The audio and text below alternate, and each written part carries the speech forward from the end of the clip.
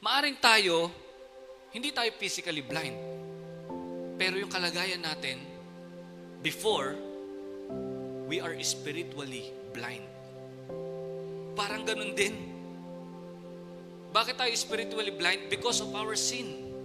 Hindi nga tayo physical na bulag, pero bulag tayo spiritually. Because in 2 Corinthians chapter 4 verse 4, sabi niya, that the God of this age has blinded the minds of unbelievers.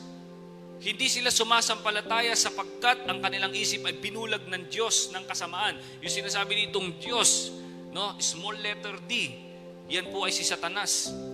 Siya po kasi yung Diyos dito, no? Kasamaan, Diyos ng kasamaan sa daigdig na ito.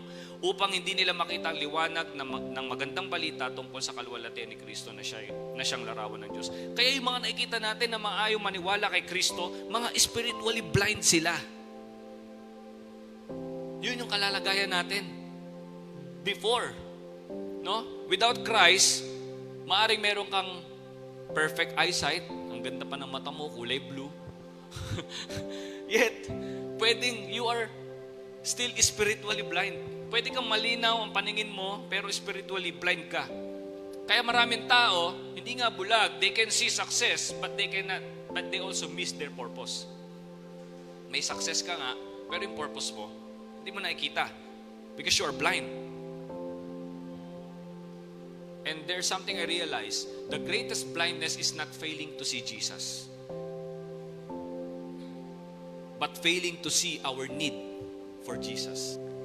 Maraming tao ngayon, malinaw ang kanilang paningin, pero malabo naman ang direksyon ng kanilang buhay.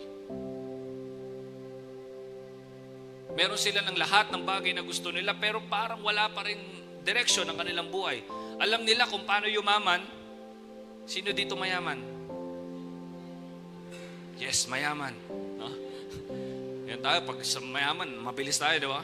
Pero maraming tao, alam nilang yumaman, pero hindi nila alam kung paano sila mapalapit sa Diyos.